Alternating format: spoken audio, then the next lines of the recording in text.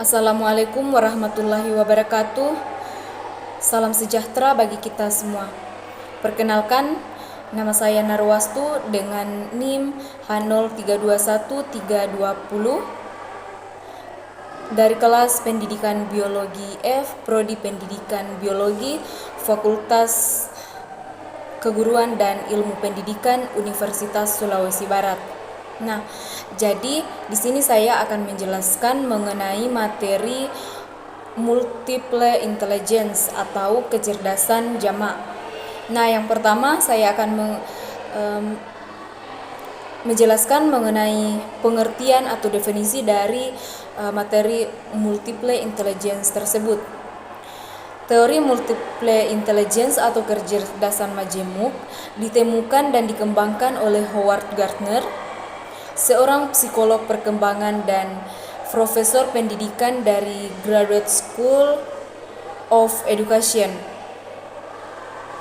Gardner mendefinisikan intelijensi sebagai kemampuan untuk memecahkan persoalan dan menghasilkan produk dalam suatu setting yang bermacam-macam dan dalam situasi yang nyata.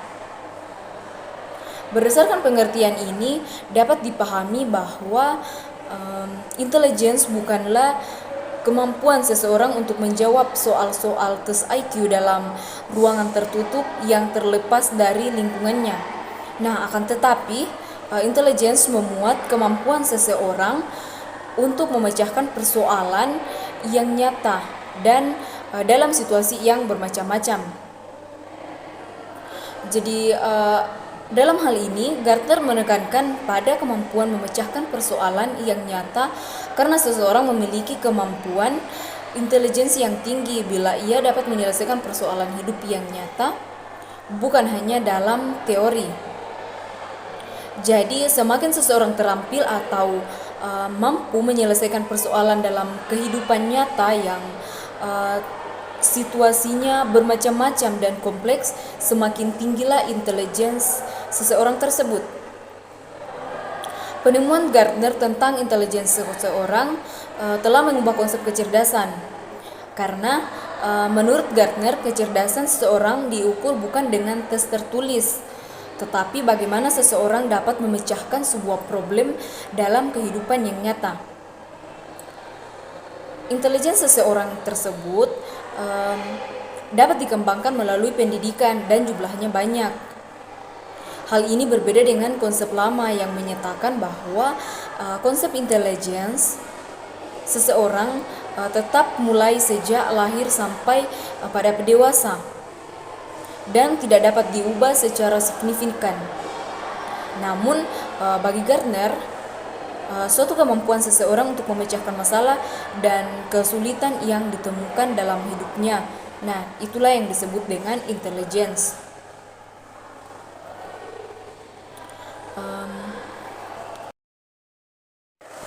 Pada tahun 2003, Gardner mengemukakan kecerdasan majemuk didasari bahwa orang mempunyai kekuatan memahami berbeda dan gaya pemahaman yang kontras, membawa visi alternatif yang didasarkan pada pengenangan mengenai pikiran yang berbeda secara radikal dan visi menghasilkan pandangan mengenai sekolah yang amat berbeda. Kemudian multiple intelligence tersebut dibagi ke dalam 8 bagian kecerdasan. Nah, di sini saya akan menjelaskan satu persatu seperti apa ke-8 kecerdasan tersebut. Jadi, yang pertama itu ada kecerdasan verbal linguistik. Nah, kecerdasan verbal linguistik adalah kemampuan untuk menggunakan bahasa, termasuk bahasa ibu dan bahasa-bahasa asing, untuk mengapresiasikan apa yang ada dalam pikiran dan memahami orang lain. Menggunakan kata merupakan cara utama untuk berpikir dan menyelesaikan masalah bagi orang yang memiliki kecerdasan ini. Nah, jadi kecerdasan linguistik disebut juga dengan kecerdasan verbal, yang dimana mencakup kemampuan untuk mengekspresikan diri secara lisan ataupun tertulis, serta kemampuan untuk menguasai bahasa asing. Nah, jadi mereka yang menggunakan kata untuk membujuk, mengajak, membantah, menghibur, ataupun membelajarkan orang lain. Jadi seperti itulah definisi dari kecerdasan verbal linguistik. Kemudian kecerdasan yang kedua yaitu kecerdasan logis matematik. Nah, di mana kecerdasan logis matematika adalah kemampuan yang berkenaan dengan rangkaian alasan, di mana rangkaian alasan tersebut yang misalnya mengenal pola-pola dan aturan. Kecerdasan ini merujuk pada kemampuan untuk mengeksplorasi pola-pola, kategori-kategori dalam hubungan memanipulasi suatu objek atau simbol untuk melakukan percobaan dengan cara yang terkontrol dan teratur. Kecerdasan ini disebut juga dengan kecerdasan logis dan penalaran karena merupakan dasar dalam memecahkan suatu masalah dengan memahami prinsip-prinsip yang mendasari sistem kausal atau dapat memanipulasi kecerdasan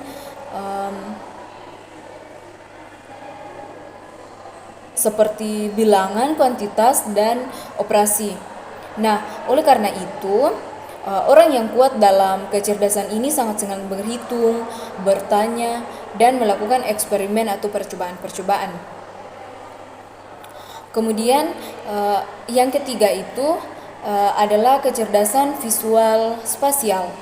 Nah, kecerdasan visual spasial ini adalah kemampuan untuk memahami gambar-gambar dan bentuk. Jadi orang yang memiliki kecerdasan ini cenderung berpikir dengan gambar yang sangat baik ketika belajar melalui presentasi visual seperti film, gambar, ataupun video dan demonstrasi yang lainnya yang menggunakan alat peraga. Jadi mereka juga sangat menyukai aktivitas menggambar, mengecat, mengukir, melukis, dan bisa juga mengungkapkan diri mereka melalui dari aktivitas seni. Jadi mereka bisa mengapresiasikan diri mereka. Kita bisa melihat bahwa orang ini merupakan memiliki kecerdasan visual spasial karena dari sifatnya tersebut. Nah, kemudian kecerdasan ini, visual ini juga disebut dengan kecerdasan spasial karena mencakup kemampuan untuk menggambar bentuk dan ruang suatu objek. Nah, jadi kemampuan memikirkan bentuk sehingga kemungkinan seseorang untuk mengetahui di mana dia berada dan kemampuan untuk memotret dunia. Nah, jadi seperti itulah definisi dari kecerdasan visual spasial. Kemudian yang keempat itu adanya kecerdasan berirama musik. Nah, kecerdasan berirama adalah kapasitas berpikir tentang musik, seperti mampu mendengar, mengenal, mengingat, dan bahkan memanipulasi pola-pola musik. Orang-orang memiliki kecerdasan seperti ini atau kecerdasan musik itu akan memanipulasi pola-pola musik. Nah, jadi orang yang memiliki kecerdasan ini dianggap memiliki apresiasi yang kuat terhadap musik. Dengan mudah dapat mengingat lagu-lagu dan melodi, mempunyai pemahaman tentang warna, nada, dan komposisi, serta dengan mudah dapat membedakan perbedaan antara pola nada dan pada umumnya senang terbenam pada dalam musik. Nah, kemampuan yang memainkan kecerdasan musik meliputi mampu memersepsi dan memahami, mencipta dan menyanyikan bentuk-bentuk musikal, dan para ahli mengakui bahwa musik merangsang aktivitas kognitif dalam otak dan mendorong kecerdasan. Kemudian kecerdasan yang kelima ada kecerdasan jasmania kinestetik. Jadi kecerdasan ini adalah kecerdasan kemampuan untuk menggunakan seluruh tubuh dalam mengekspresikan ide, perasaan, dan menggunakan tangan untuk menghasilkan atau mentransformasi sesuatu. Jadi orang yang memiliki kelebihan dalam kecerdasan kinestetik cenderung mempunyai perasaan yang kuat dan kesadaran dalam tentang gerakan-gerakan fisik. Mereka mampu berkomunikasi dengan baik melalui bahasa tubuh dan sikap dalam bentuk fisik lainnya. Mereka juga mampu melakukan tugas dengan baik setelah melihat orang lain melakukannya terlebih dahulu. Jadi dengan mudah seseorang ketika melihat orang lain telah melakukan sesuatu, dengan mudah dia akan mengerti dan memahami, bahkan dapat melakukan ulang apa yang telah dilihat pada orang lain.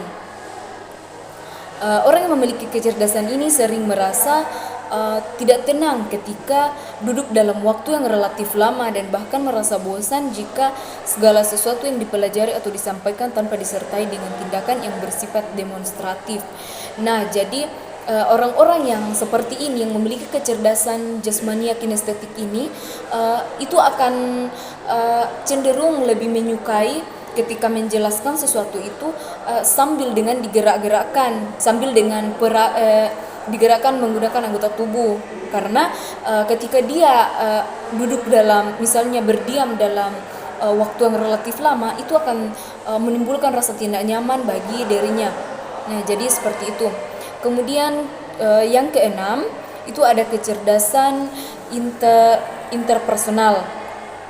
Nah, jadi kecerdasan ini adalah kemampuan untuk membaca tanda dan isyarat sosial, komunikasi verbal dan nonverbal, serta mampu menyesuaikan gaya komunikasi secara tepat.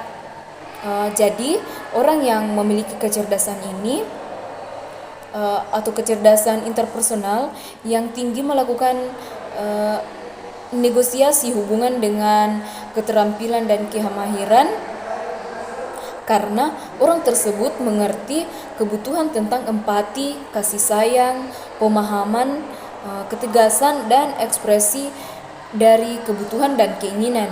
Jadi orang seperti ini ketika diperlukan mengikuti jika memang keikutsertaan sangat diperlukan, bekerja sama dengan orang-orang yang memiliki keterampilan komunikasi yang berbeda-beda. Dan kecerdasan interpersonal ini berhubungan dengan konsep interaksi dengan orang lain di sekitarnya. Jadi interaksi yang dimaksud bukan hanya sekadar berhubungan biasa saja seperti berdiskusi dan membagi suka duka, melainkan juga dapat mampu memahami dari pikiran, perasaan, dan kemampuan untuk memberikan empati dan respon terhadap orang lain yang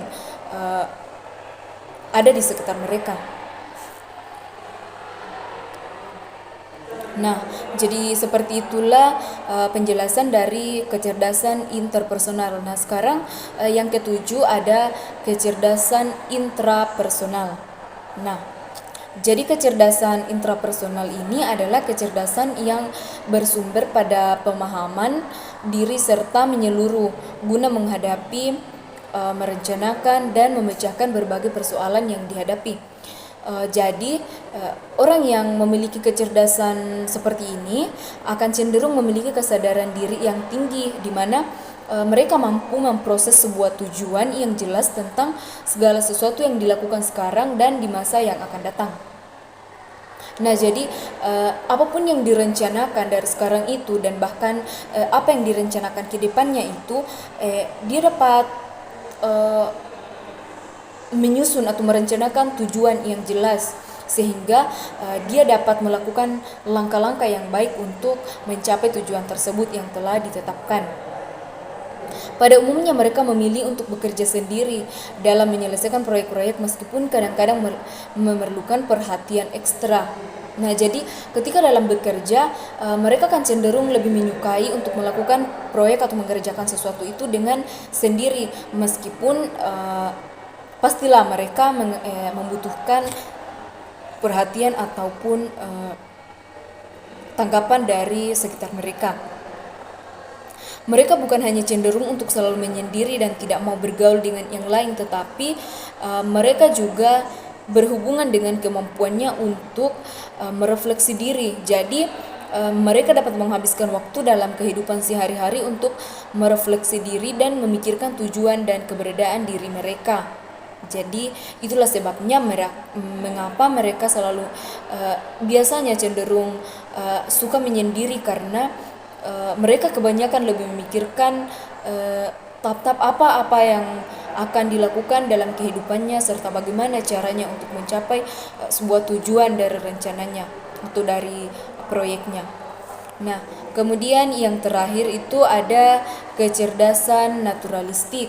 Nah, apa yang dimaksud dengan kecerdasan naturalistik ini? Jadi langsung saja saya jelaskan. Kecerdasan ini merupakan kemampuan dalam mengenal dan mengklasifikasikan berbagai spesies termasuk flora dan fauna dalam suatu lingkungan. Nah, orang yang memiliki kecerdasan naturalistik yang kuat mempunyai ketertarikan pada dunia luar atau dunia binatang ataupun dunia tumbuhan. Ketertarikan ini muncul sejak dini. Jadi dari awal memang mereka, misalnya ketika kita melihat seorang anak yang dari kecil memang menyukai tumbuhan ataupun binatang, jadi itu adalah salah satu ciri-ciri bahwa nantinya itu anak tersebut akan memiliki kecerdasan naturalistik. Jadi ketika sejak kecilnya menyukai hal-hal seperti itu, binatang ataupun tumbuhan yang ada di sekitar mereka, ketika mereka dewasa nantinya itu kecerdasan naturalistik tersebut itu akan tetap tumbuh dalam dirinya. Nah, bahkan mereka menunjukkan minat yang luar biasa pada mata pelajaran seperti biologi, ilmu hewan atau zoologi, ilmu tumbuh-tumbuhan atau botani, ilmu tanah atau geologi, ilmu cuaca atau meteorologi, ilmu falak atau astronomi, dan masih banyak ilmu-ilmu lain yang berkaitan dengan lingkungan alam. Mereka akan cenderung menyukai pelajaran-pelajaran seperti itu, karena memang dalam dirinya itu terdapat memang jiwa-jiwa yang menyukai alam atau tumbuhan dan binatang. Nah, jadi hal ini terjadi karena tingkat persepsi sensorik yang dimilikinya jauh lebih tinggi dari kebanyakan orang. Kekuatan perasaan yang berhubungan dengan alam dapat memberi pemahaman tersendiri dalam mengamati persamaan, perbedaan, dan perubahan pada alam yang jauh lebih cepat dibandingkan orang lain pada umumnya. Oleh karena itu, orang yang memiliki kecerdasan ini pada alam sangat mudah untuk mengkategorikan atau membuat katalog terhadap sesuatu. Nah, jadi orang-orang yang memiliki kecerdasan seperti ini memiliki kemampuan yang tinggi dalam mengklasifikasikan atau mengelompokkan hal-hal yang berkaitan dengan alam. Jadi dia akan dengan mudah mengelompokkan jenis-jenis tumbuhan ataupun jenis-jenis binatang yang mereka lihat, karena mereka sangat memiliki keterkaitan yang sangat dekat dengan alam. Nah, jadi seperti itulah penjelasan mengenai 8 kecerdasan dalam multiple intelligence. Jadi seperti itulah penyampaian materi atau penjelasan materi mengenai multiple intelligence atau kecerdasan majemuk, dan semoga apa yang telah saya sampaikan ini dapat bermanfaat bagi kita dan menjadi pengetahuan baru dalam kehidupan kita. Saya akhiri, wassalamualaikum warahmatullahi wabarakatuh. Terima kasih.